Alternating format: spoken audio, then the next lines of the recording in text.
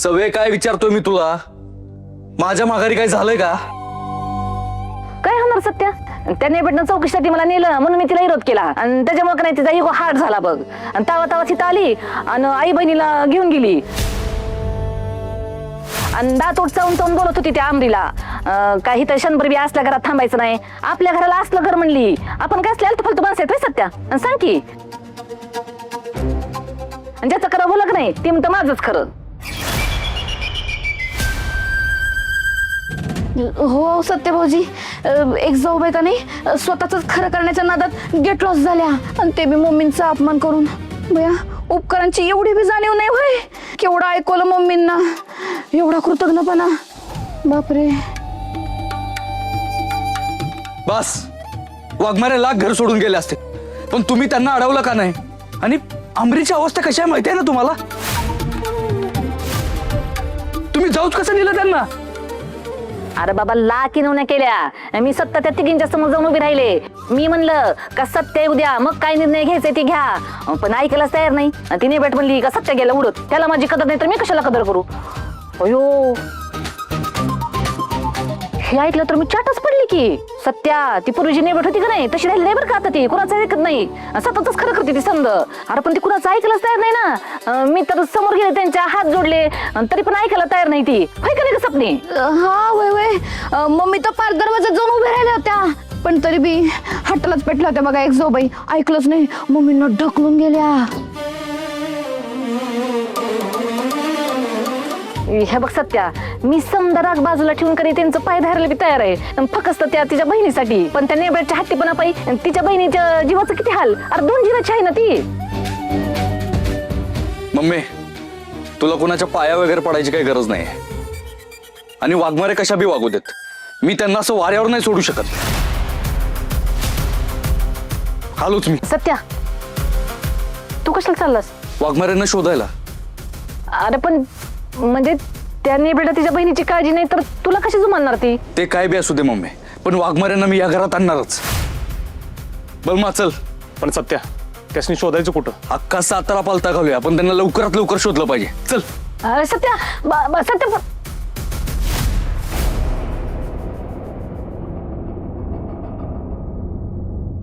मंजू, पण बाळा आता आपल्या समोर दुसरा कुठलाच पर्याय नाहीये ग. आणि क्वार्टर मधलं घर कधी मिळेल तेव्हा मिळेल. आणि नाही लागला आपला तिकडे नंबर तर काय करणार होता आपण? सध्या गरज आपल्याला आहे. आणि गरजेपोटी कधी कधी माणसाला स्वाभिमान घाण टाकावा लागतो बाळा. एका छतासाठी आणि 4 भिंतींचा प्रश्न आहे, तेव्हा आपण आपला स्वाभिमान बाजूला ठेवून जाऊ त्या घरात परत. दुसरीकडे कुठे आपली व्यवस्था होईपर्यंत आपण घेऊ त्यांच्याशी जुळवून. हा, आमरीच्या जीवाचा प्रश्न आहे ग. मम्मी साहेबांचा जाच करू सहन, आपण घेऊ जुळवून त्यांच्याशी.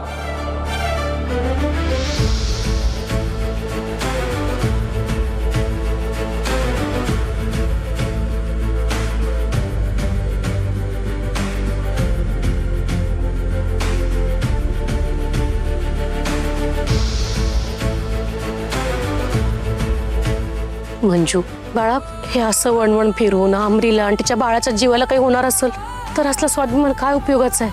आता आपण फक्त आमरीचा आणि तिच्या होणाऱ्या बाळाचा विचार करू. जाऊ आपण परत माया पॅलेस मध्ये. हे बघ, मला जे योग्य वाटलं ते बोलले मी. आता तू ठरव काय करायचं ते.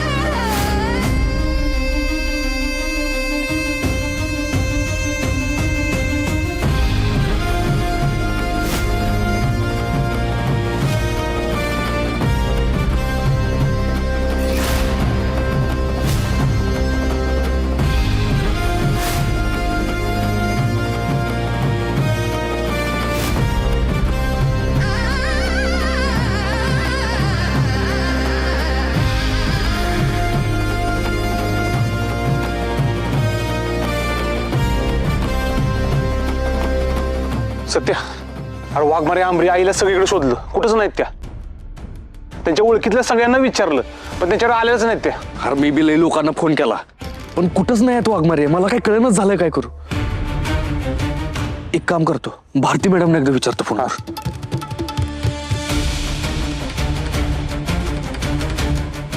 भारती मावशी, हा सत्या बोलतोय. वाघमारे तुमच्याकडे आल्यात का? काय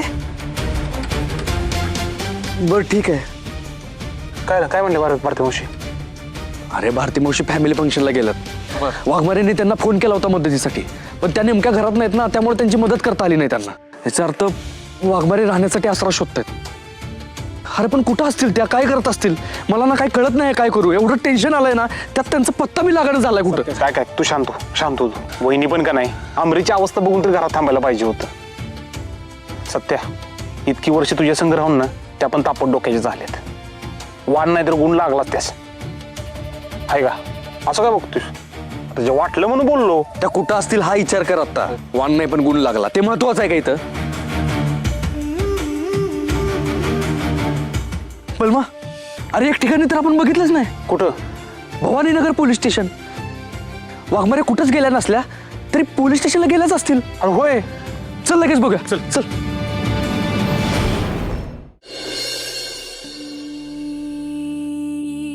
भंडारे मामा. सत्य दादा, तुम्ही इथं? वाघमारे आले होते का? हो, ते इथंच आहेत. काय? मॅडम सोबत त्यांची आई आणि अमृता पण आहे. मग दिसत का नाहीत कुठं? म्हणजे येऊन परत गेल्या का? अहो सत्य दादा त्या केबिन मध्ये आहेत. सत्य दादा, जास्त आवाज करू नका. झोपलेत त्या. मॅडमची राहायची कुठेच सोय झाली नाही म्हणून त्या इथं आलेत. अमृताला ताप पण आला होता.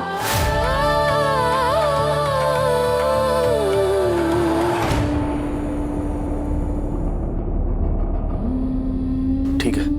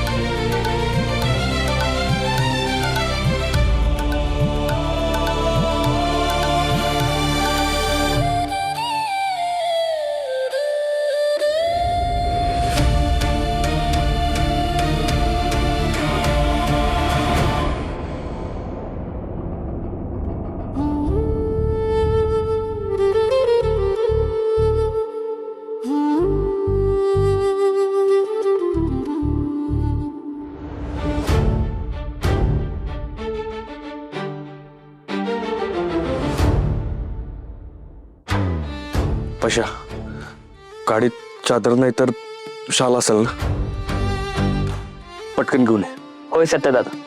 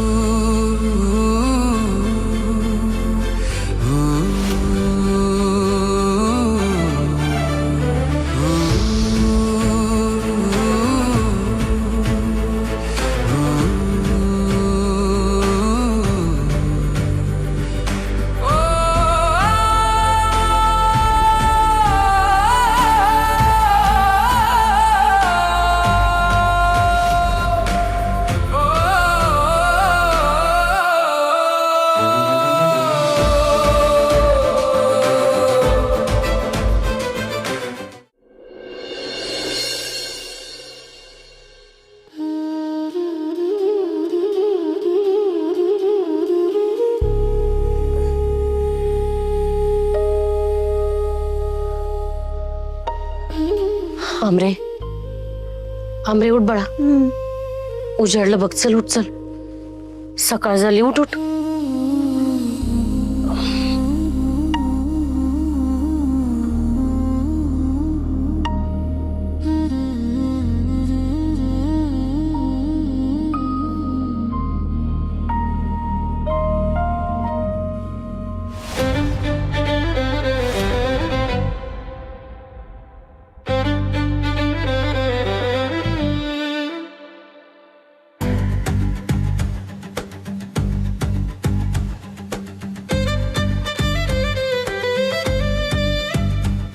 आई, अगं सत्यदाची कधी आले?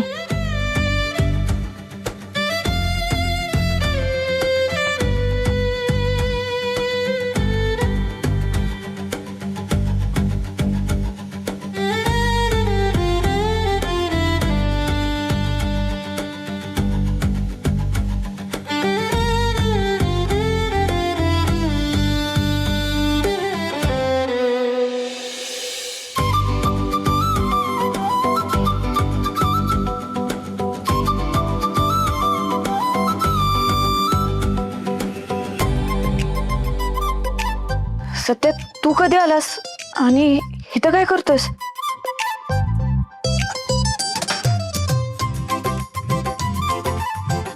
आता काय करतील सत्यजितराव? ते बघायला आले असतील. तू कुठे आहेस, आपण कुठं आहोत. हा, आणि मला तर वाटतंय तू झोपेत चुकून त्यांचा हात पकडला असशील आणि मग तुझी झोप मोड नको व्हावी म्हणून ते पण तिथंच पडून राहिले असतील. हो ना दाजी?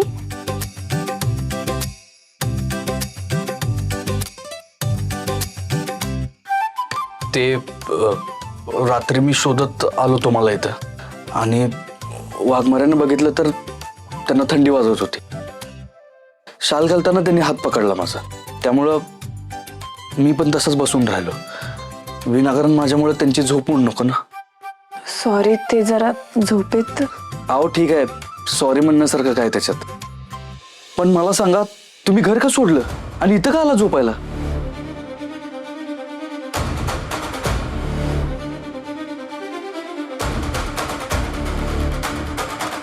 वाघमारे, मम्मीच्या बोलण्याचा राग आलाय का तुम्हाला? अहो तिची बाजू बी समजून घ्या ना तुम्ही. तुम्ही तिला चौकशीसाठी पोलीस स्टेशनला घेऊन आलात, त्यामुळे चिडली असणार ती. आणि एकदा तिला राग आला ना की मागचं सगळं विसरून जाते. ती कशी माहिती आहे ना तुम्हाला, काही वेगळं सांगायची गरज आहे. पण मग तुम्हाला तरी कळायला पाहिजे होतं ना, तुम्ही कशाला घर सोडलं?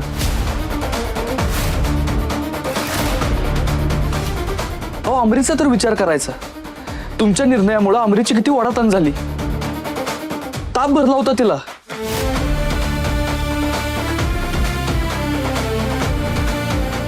हे बघ सत्य, कधी ना कधी ते घर सोडायचंच होतं.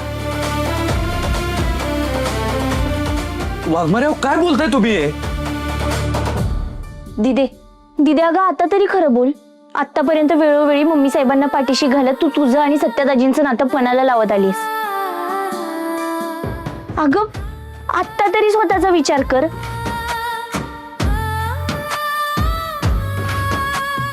अमरे नक्की काय झालंय सांगशील मला? वाघमारेने मम्मीला पाठीशी घातलं म्हणजे? सत्यदाजी अमरे गप्प बस. नाही दिदे, मी नाही शांत राहणार. आतापर्यंत तू शांत राहून स्वतःचं नुकसानच करून घेत आलीस, पण आता परत मी शांत राहून तुझं नुकसान होऊन देणं मला नाही बरोबर वाटत. सत्यदाजी, आम्ही स्वतःहून घरातून बाहेर नाही निघून आलो. आम्हाला मम्मी साहेबांनी घरातून धक्के मारून बाहेर काढले.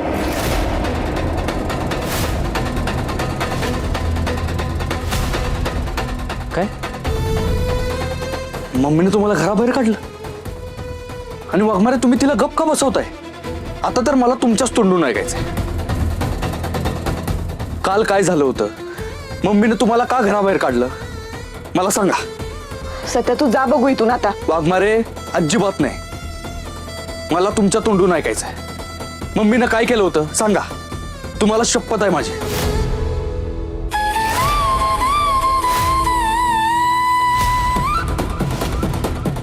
सत्य काल आई आणि अमृता घरात होते तेव्हा काय केलं तुम्ही मम्मी साहेब? माझा अपमान केलास ना तू, त्याचाच परिणाम आहे हो. आजपासून तुम्हाला तिघी माहिती की ना थारा नाही ह्या घरात. चल चल इथनं. पाणी ए सर, आपल्या घरातलं पाणी संपलंय हा?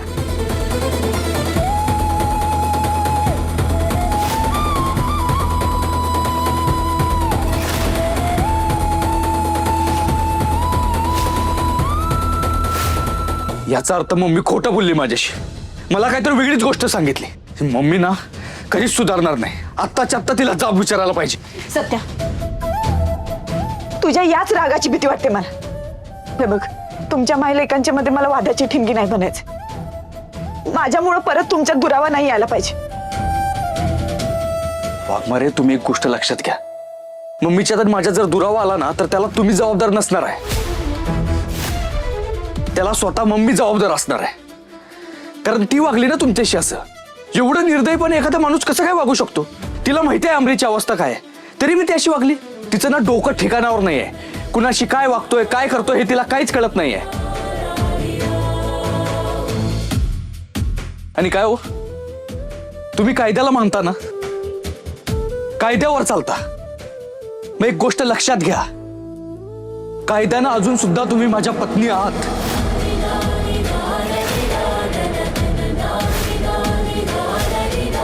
आणि त्या हक्कानं अजून सुद्धा ते घर तुमचंच आहे. मग त्या घरावर जेवढा अधिकार माझा आहे, जेवढा मम्मीचा आहे, जेवढा इतर सदस्यांचा आहे, तेवढाच तुमचा सुद्धा आहे वाघमारे.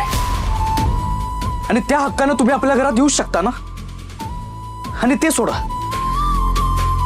इथं येण्याआधी काय झालं तुम्हाला माहितीये? काय? मी तात्याला शोधायला गेलो होतो.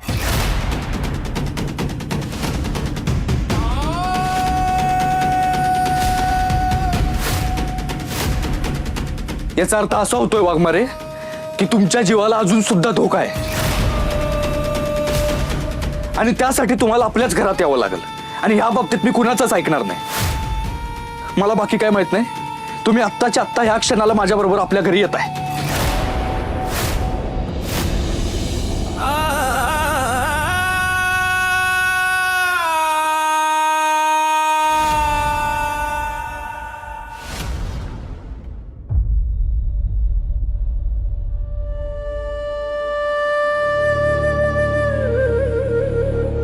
कटका करायला लागलाय फोन येऊ.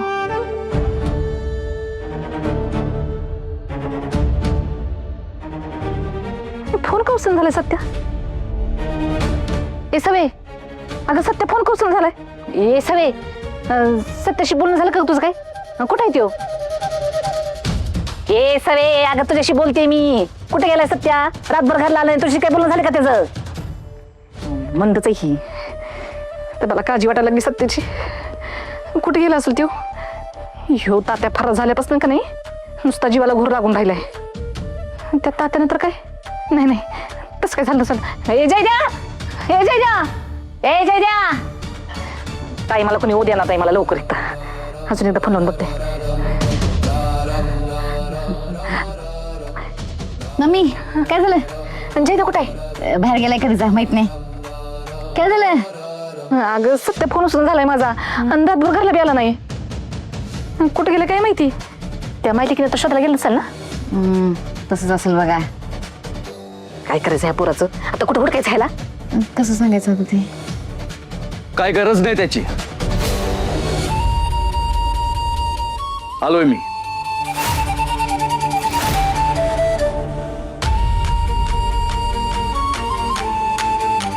सत्यार किती फोन लावले तुला? कुठं होतास तू?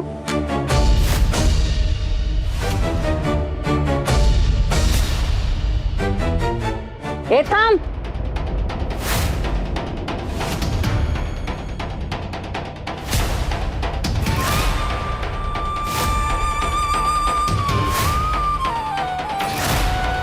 काय काम आहे तुमचं इथं? लाईट याच्यात गेला होता ना, मग कशाला परत आलाय?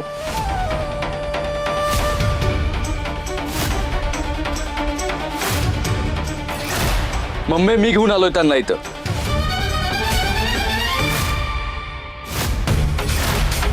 सत्या, अरे वर्दीचा माज दाखवत नको त्या खोट्या केस मध्ये अडकवून निघाली होती मला ती. पोलीस स्टेशनला चौकशीसाठी घेऊन गेली ती. तिला तिच्या कुटुंबाला आपण आस्था दिला आणि त्याची परतफेड कशी करते बघतोयस ना? आपल्या पाठीत खंजीर खोपसलाय त्या नेमराटनं. तुझ्या मम्मीला पोलीस स्टेशनची पायरी दाखवून तिचा अपमान केलाय तिनं, आणि तरी मी तुला हिला घरात घ्यायचंय होय? म्हणजे आईपेक्षा ही बाई महत्वाची आहे? Mummy pass. शब्द ना जरा जपून वापर तू. आणि तू यांच्या संग काय आणि कसं वागलीस ना ते सगळं कळलंय मला.